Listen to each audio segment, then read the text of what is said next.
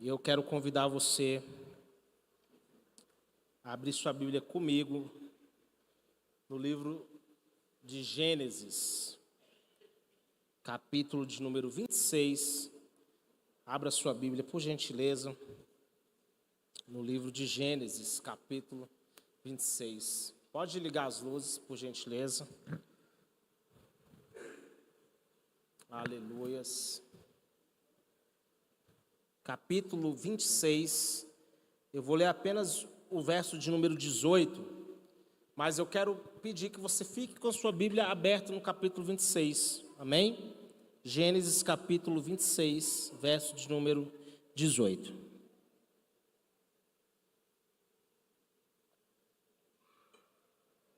A Bíblia diz assim: Isaque tornou a abrir os poços que haviam sido cavados nos dias de Abraão, seu pai, porque os filisteus os haviam entulhado depois da morte de Abraão, e lhes deu os mesmos nomes que o seu pai já lhes tinha dado. Amém? Queridos, a vida cristã, ela se assemelha muito à jornada que Isaque teve em Gerar. Ele teve que lidar com a fome, ou seja, aquele momento de dificuldade, de escassez.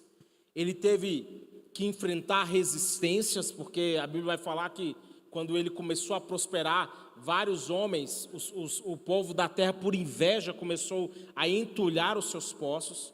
E ele enfrentou esses desafios, como eu disse, que se assemelham em muitos pontos à vida cristã, mas também no mesmo lugar que houve dificuldade, resistências, fechamento de poços, havia também promessas, renovação e aliança. Eu quero dizer para você que no mesmo lugar onde você tem enfrentado crises, dificuldades, vai ser o lugar onde você vai ver as alianças, as promessas, a renovação, aquilo que Deus tem para a sua vida se cumprir. Amém?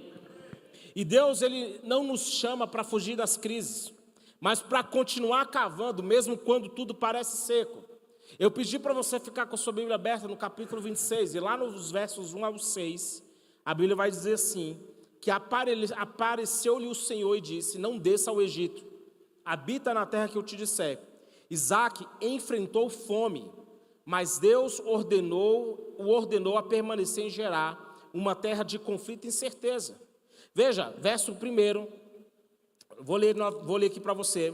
Sobreveio fome à terra, assim como tinha acontecido nos dias de Abraão. Isaque então foi a Gerar encontrar-se com Abimeleque, rei dos filisteus. O Senhor apareceu a Isaque e lhe disse: não desça ao Egito, mas fique na terra que eu vou te indicar. Habite nela e eu serei com você e o abençoarei.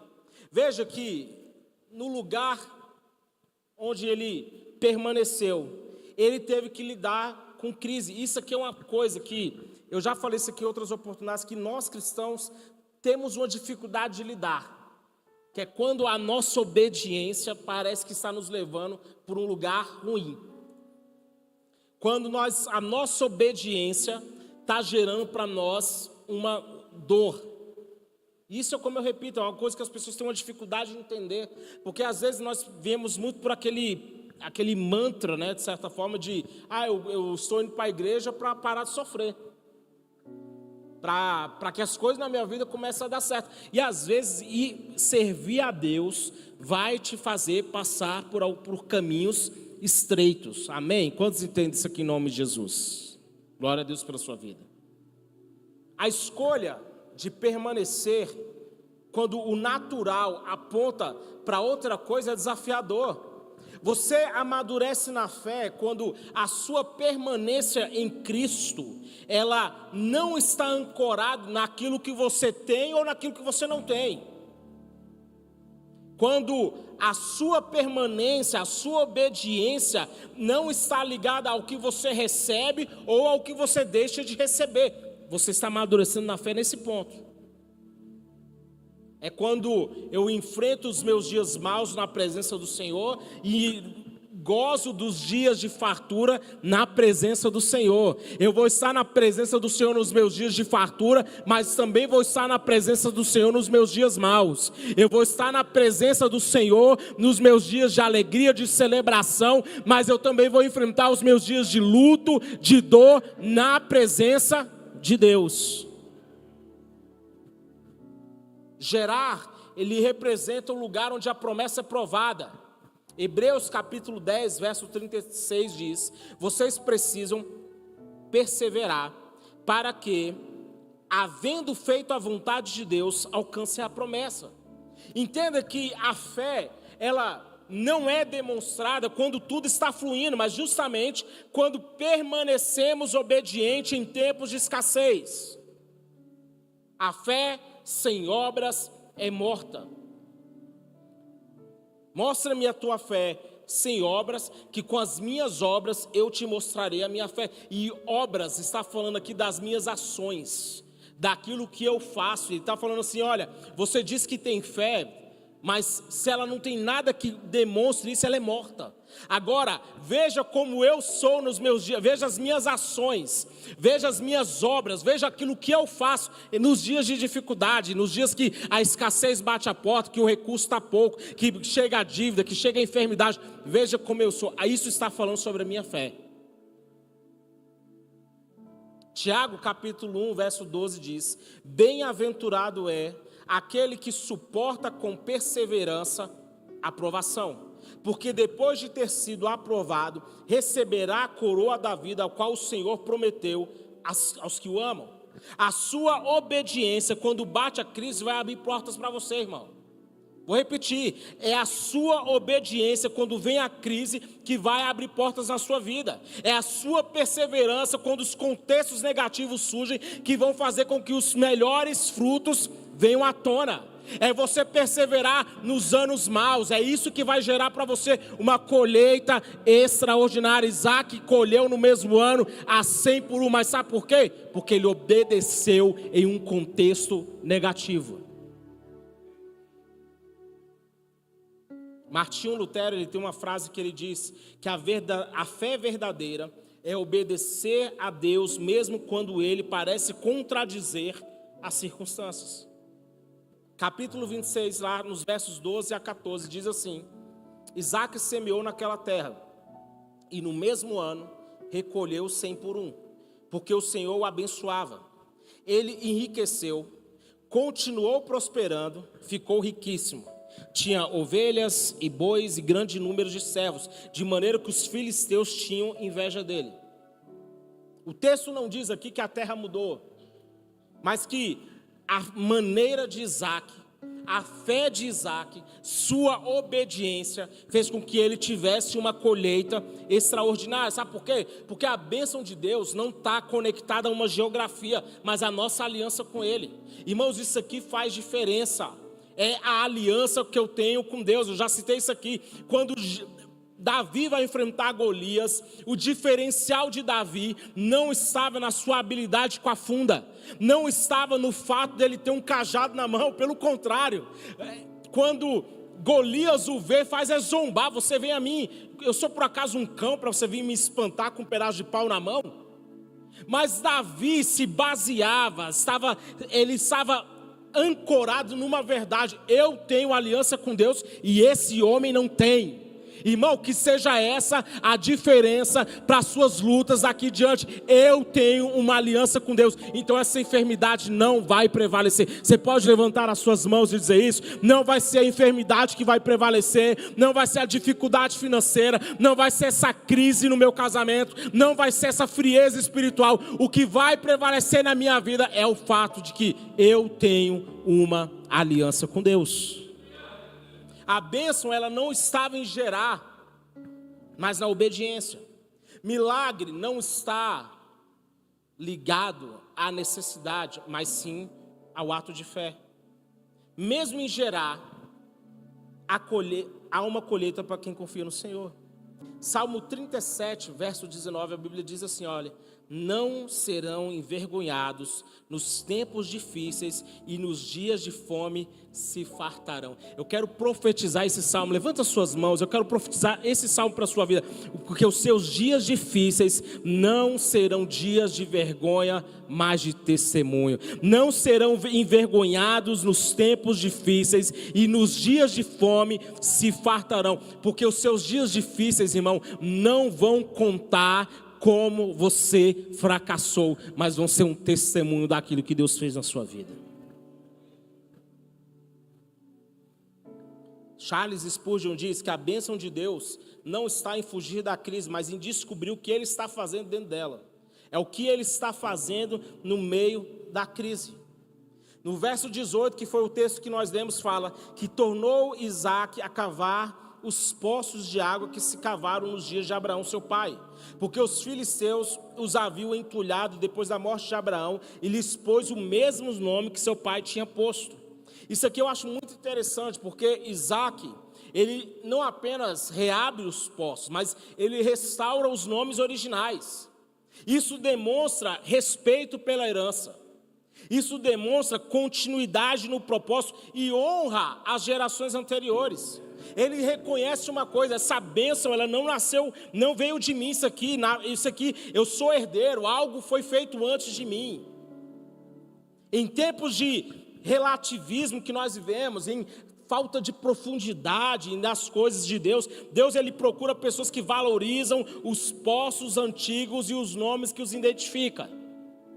Jeremias 6,16 diz assim: ponham-se à beira dos caminhos e olhem, perguntem pelas veredas antigas qual é o bom caminho, andem por ele e vocês acharão descanso para a sua alma, mas eles dizem: não andaremos nele.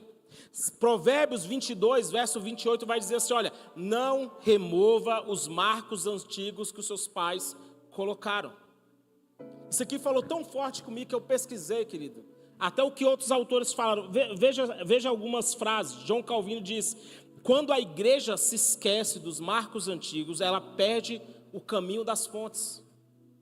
Não é novidade, Charles Spurgeon diz, não é a novidade que sustenta a fé, mas a fidelidade ao Deus que já revelou. Tem gente que pensa que precisa inovar em tudo. Às vezes, o que nós precisamos é apenas voltar e reabrir as fontes, é desentulhar os poços, é olhar para trás e saber que nós estamos aqui porque alguém desbravou esse caminho.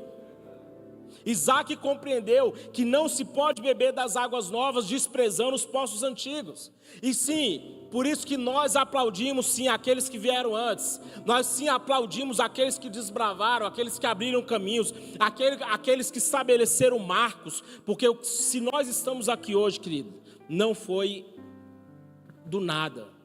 Nós não caímos aqui de paraquedas. Quem tem aí, pode falar assim: eu tenho esse legado na minha família. Para mim é uma honra poder dizer que o evangelho que eu acredito não começou há alguns anos, não. Começou dentro da minha casa, lá com a minha avó, falecida, velhinha, mas que era a minha referência, que eu acordava, ela estava lá às 6 horas da manhã no quarto dela, já lendo a Bíblia. Né? Exatamente. Sobre Timóteo, né? Celebrando o fato que ele tinha antecessores, pessoas que vieram antes deles. Quantos entendem isso aqui em nome de Jesus?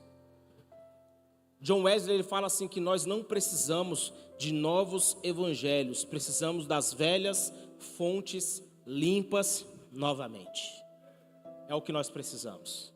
Agora, obviamente que isso aqui não é um chamado para nós não nos atualizarmos no sentido daquilo que Deus quer falar para esse tempo. Mas nós não o fazemos removendo os marcos antigos. Nós não vamos desconstruir tudo que foi construído. E acredite, é assim que o diabo trabalha. Você pode reparar que o ataque é justamente nisso, é na desconstrução, é as coisas que antes eram para a gente até sinal de respeito, hoje já não falam mais, já não significam mais nada. O tal do hino nacional cantado na escola, quem cantou o hino nacional na escola, quando chegava na escola? Levanta a mão. Olha aí, hoje as crianças não sabem o que é isso. Quantos aqui teve aquela matéria do moral e cívica lá na escola? Aí, alguns tiveram, né? Quantos foram ensinados, né, a pedir bênção? Pedir a bênção para a mãe, para o pai, para o tio, para o vô, para todo mundo que era mais velho, né?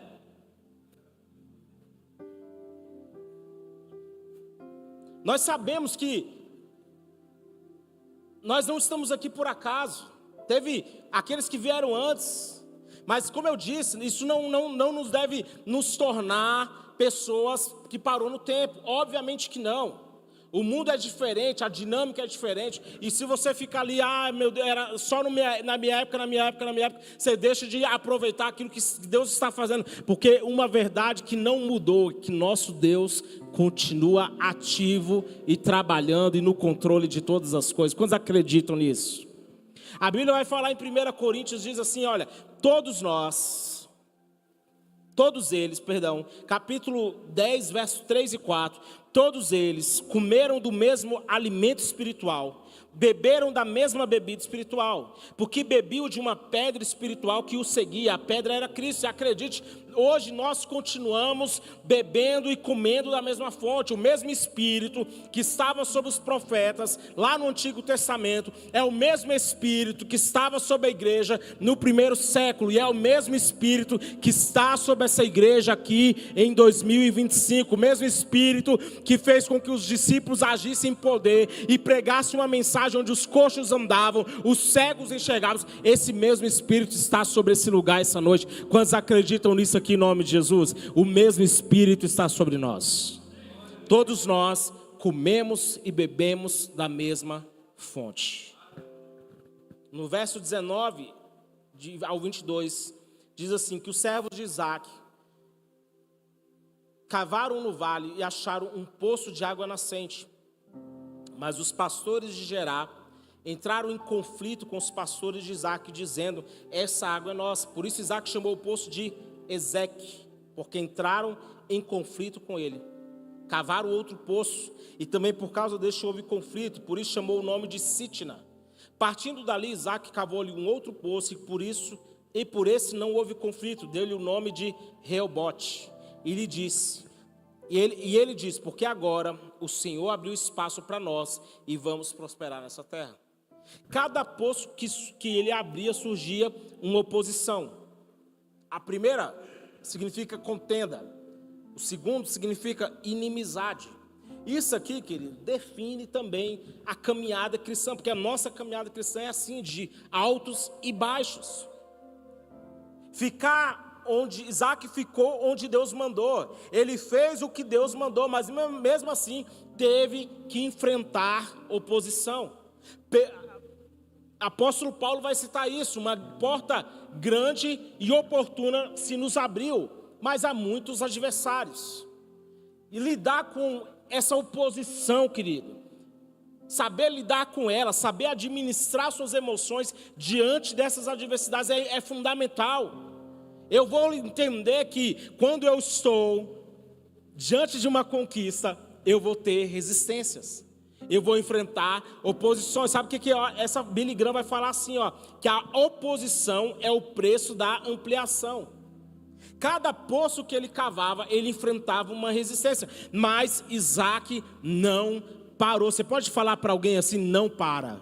Continua cavando os seus poços. Por quê? Porque na hora certa, Deus vai te levar para um lugar de ampliação, onde seu espaço vai ser ampliado. Deus vai te levar para um lugar de largueza. Deus vai te levar para um lugar onde a prosperidade dele vai se manifestar.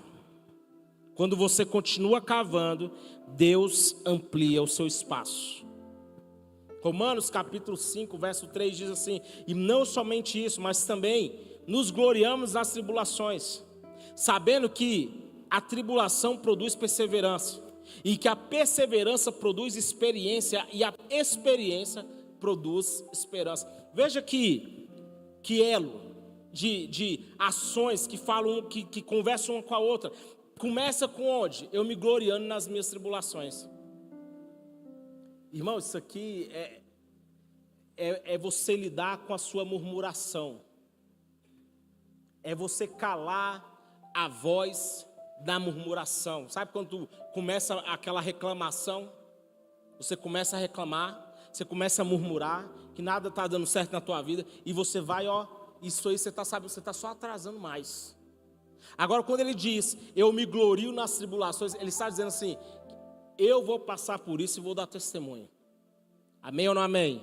Eu vou enfrentar essa dificuldade e vou dar testemunho. Eu não vou contar que em 2025, que por causa do governo, por causa disso ou por causa daquilo, minha vida ficou pior. Eu vou contar testemunho que no ano da seca, no ano da dificuldade, no ano onde tudo estava parecendo que não ia dar certo, que ia ser um ano de pobreza, de limitação, eu vou contar um testemunho das coisas que Deus fez na minha vida. Eu vou me gloriar na tribulação. E eu vou saber que essa tribulação, ela produz em mim perseverança. Porque se ela não está produzindo isso em você, porque os sinais para querer desistir, todos nós enfrentamos. É quando bate na porta o desânimo. É quando você olha para aquilo que você está enfrentando e você começa a cansar. Você fala assim, já deu isso aqui, eu vou largar de mão. Mas você persiste. Essa tribulação que produz em você essa perseverança. E olha o que ele fala, que a perseverança produz experiência. Sabe por quê? Porque você fica treinado, irmão, na batalha, você fica forte. Quando você sai de uma crise, você sai mais forte. Quando um casal, ele supera um período de dificuldade, ele sai mais fortalecido.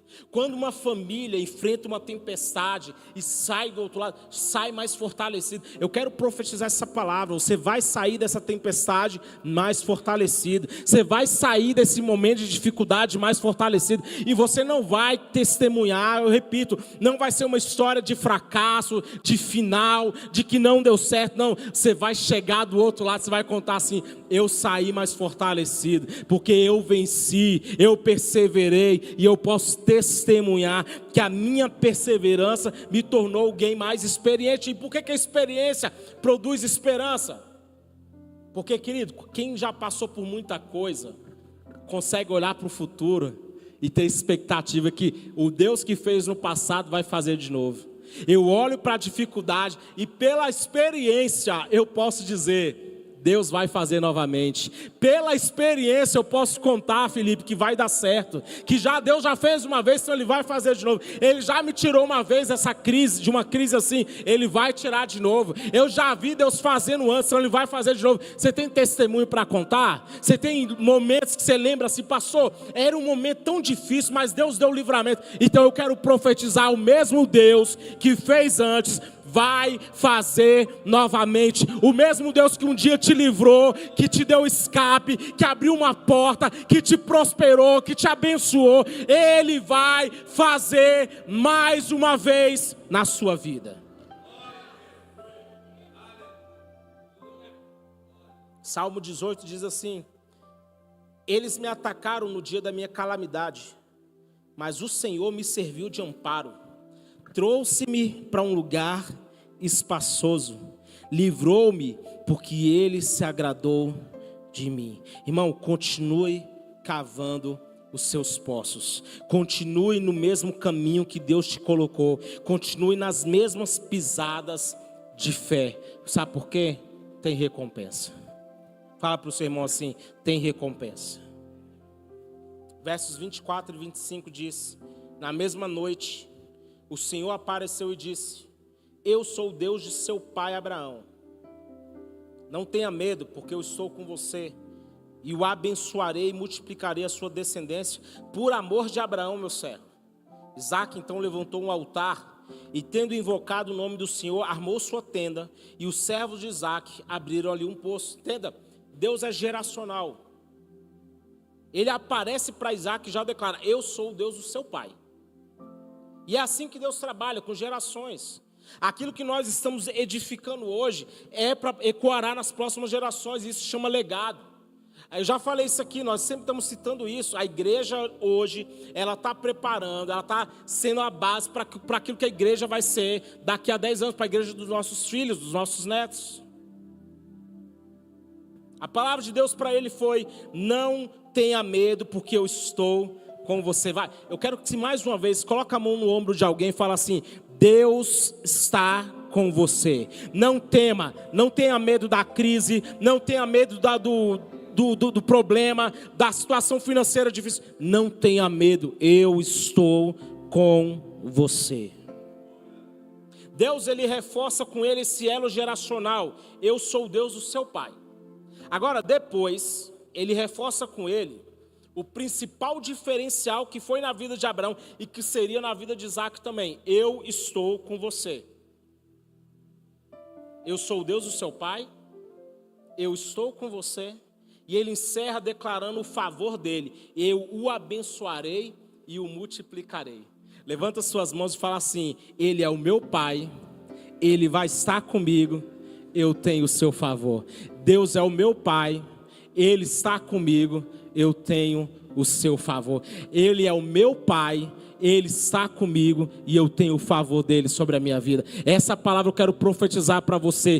Deus é o seu pai, ele vai estar com você e ele vai manifestar o favor dele sobre a sua vida. Isaac permaneceu onde Deus mandou ele ficar. A jornada dele em Gerar é o retrato da fé de quem não desiste diante da escassez. Ele semeou e colheu 100 vezes mais. O terreno não mudou, irmão, era o mesmo. Mas o favor de Deus muda tudo.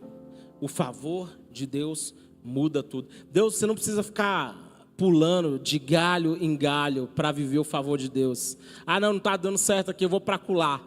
Não, eu não tô, esse empreendimento aqui não está dando certo, eu vou para ali. Irmãos, continue. Seja constante. Permaneça onde Deus te mandou ficar. Se ele desse para o Egito, a história poderia ter sido outra. Seu pai havia descido, mas a ordem para ele foi: você não vai descer, fica onde você está. Porque eu vou te abençoar, onde você ficar, eu vou te abençoar. Ele fica, ele obedece. Como eu disse, o terreno não mudou, mas o favor de Deus fez com que todas as coisas cooperassem para o bem dele. Eu quero liberar mais essa palavra sobre a sua vida. Deus fará com que todas as coisas cooperem para o seu bem. Ele vai fazer com que tudo contribua para o seu bem. Sabe por quê? Porque nós não servimos, irmão, um Deus carrasco. Não, nós servimos um Pai que, como está escrito na Bíblia, que Ele tem bons pensamentos ao nosso respeito, pensamentos de paz e não de mal, para nos dar um futuro e uma esperança. Quem permanece fiel na escassez, vê o impossível acontecer. Os poços antigos ainda existem, estão apenas entulhados. Ele reabriu os poços. Isso aqui para mim foi o mais fantástico. E ele dá os mesmos nomes que o seu pai tinha dado. Se chama, como eu disse, é respeito, é herança. É saber que onde eu estou pisando agora não é invenção minha. Mesmo diante da oposição, Isaac continuou cavando. Eu quero que vocês ponham de pé comigo nesse momento. Aqui foi rápido, né? Hoje foi rápido. Ele continuou cavando. Teve oposição. Irmão, isso aqui... Estou enfrentando oposição, pastor. Mas ele continuou cavando. E, às vezes, parar de cavar parece ser o caminho mais óbvio. Vou pegar aqui, né, as minhas trouxas. Vou para outro lugar. Ele continuou lá, indo desentulhar os poços que o seu pai havia cavado. Reobote significa lugar da ampliação, lugar da promessa e da presença. Ele chegou em um lugar onde falou assim: agora Deus vai me prosperar. Ele suportou o lugar da inimizade, ele suportou o lugar da contenda, ele enfrentou, ele venceu, rompeu, até que chegou em um lugar onde Deus falou assim: agora ele profetizou, nesse lugar Deus vai ampliar, a minha fazenda. Eu cheguei num lugar onde eu vou prosperar. Irmão, vai chegar o lugar onde vai chegar o tempo, o lugar onde você vai prosperar. Nem toda a história vai ser de contenda, de limitação, de poços entulhados. Não, está chegando o tempo de Reobote. É o lugar que Deus fala, agora eu vou ampliar a sua fazenda. Agora você vai experimentar prosperidade. Tem gente, irmão, e eu vou te falar uma coisa, luta com essa mentalidade aí. Tem gente que ela ouve falando a palavra prosperidade, ela falta se retorcer, como já estou falando de demônio. Unção de Reobote. Hoje é a unção de Reobote. É a unção onde Deus vai falar assim para você, eu vou ampliar. Eu vou te prosperar. Gerar podia ter sido uma história para Isaac de fome. A história de Isaac em Gerar podia ser uma história de perdas. Mas por que para ele não foi? Porque ele obedeceu, porque ele agiu por fé. Ele plantou e no mesmo ano. Você pode repetir isso comigo mais uma vez? Assim, no mesmo ano. Fala forte assim, no mesmo ano. Ele colheu 100 por 1. Irmão, isso aqui é algo só que... Tem coisas que só Deus pode fazer. Você está esperando virar o ano para falar assim, vai começar a melhorar, ano que vem eu quero dizer para você que 2025 ainda pode ser o ano do seu testemunho. 2025 ainda pode ser o ano que você vai falar assim, no mesmo ano Deus fez. No mesmo tempo, eu achei que não ia dar certo, pastor, mas Deus foi lá e fez. Eu quero profetizar essa palavra sobre a sua vida. Reobote é o lugar onde Deus vai dizer, eu vou ampliar, eu vou te fazer prosperar. Essa não vai ser uma terra de escassez. Levanta suas mãos, feche seus olhos. Essa não vai ser uma terra de escassez. Não vai ser uma terra de limitação. Não vai ser uma terra de morte. Não vai ser uma terra onde eu vou perder aquilo que eu conquistei. Não, vai ser um lugar onde Deus vai fazer com que minha vida mude de fase. Eu vou passar de fase, você vai passar de fase. Eu profetizo essa palavra. Você não vai ficar no ciclo da sobrevivência. Não, você não vai ficar no ciclo do endividamento, da escassez. Você não vai ficar repetindo os pecados dos seus pais. Você não vai ficar repetindo, enfrentando as mesmas doenças que os seus pais enfrentaram. Ah, pastor, minha família toda enfrenta divórcio. Não, eu estou passando por um divórcio também na sua casa. Eu quero profetizar que o lugar da vergonha hoje, em nome de Jesus, está sendo quebrado. Leva pessoas aqui para Reobote. Que chegue o tempo da prosperidade. Os seus poços não ficarão entulhados. Seus poços não ficarão entulhados. Você não vai ficar preso na vergonha. Você não vai ficar preso nesse ciclo de vergonha. Deus está quebrando isso nessa noite. Que venha uma unção sobre a vida dos teus filhos. Que venha uma unção de ousadia. Que venha uma unção de conquista. Que venha um tempo novo. Que venha uma nova história. Que venha o favor de Deus. Que venha o favor de Deus. Isaac, Deus falou para ele: eu sou o Deus de Abraão. Não temas, porque eu estou com você e o abençoarei. Pai, essa palavra para a tua igreja nessa noite. Não temas, porque eu sou contigo. Ele está dizendo: não temas, porque eu estou com você. Eu vou te fortalecer, eu vou te capacitar, eu vou renovar sobre você as suas forças. Você vai caminhar, você vai prosperar, você vai ver os frutos. Eu quero que você saia do seu lugar. Quero que você saia. Nós vamos declarar essa palavra. Unção de Reobote. Sabe que é uma palavra de ampliação. Você crê? Você acredita que Deus tem um tempo de ampliação na sua vida?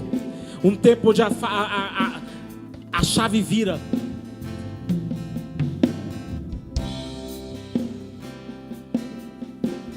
vamos fazer o corredor. Nós vamos fazer o corredor. Você vai subir aqui no altar. Nós vamos ungir você. Mas venha com uma convicção. Venha com uma convicção. Olha só.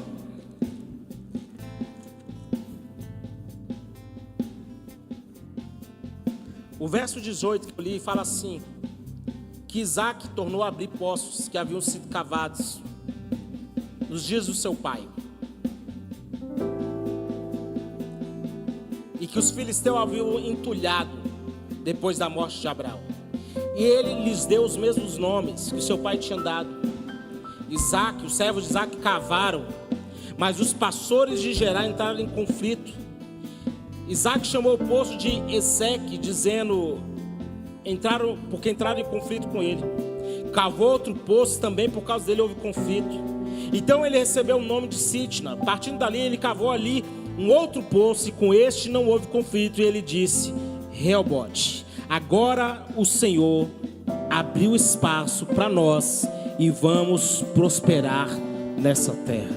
O Senhor abriu, quem abriu foi o Senhor. O Senhor está dizendo: eu vou abrir espaço, eu vou abrir. Chega a pastor, está tão difícil as coisas na minha vida mudar. Deus está dizendo: eu vou abrir espaço, eu vou adiante de vós, endireitando os caminhos tortos, quebrando portas de bronze, aplainando os montes. Sabe por quê? Porque quem vai adiante de você e vai batalhar essa guerra é o Deus que você serve. Quem vai adiante de você e vai trazer essa cura sobre a sua vida, essa cura para as suas emoções, esse tempo novo, é o Senhor. Saia do seu lugar, venha receber essa unção. Venha declarar essa palavra sobre a sua vida em nome de Jesus. Eu sei que sempre estás comigo.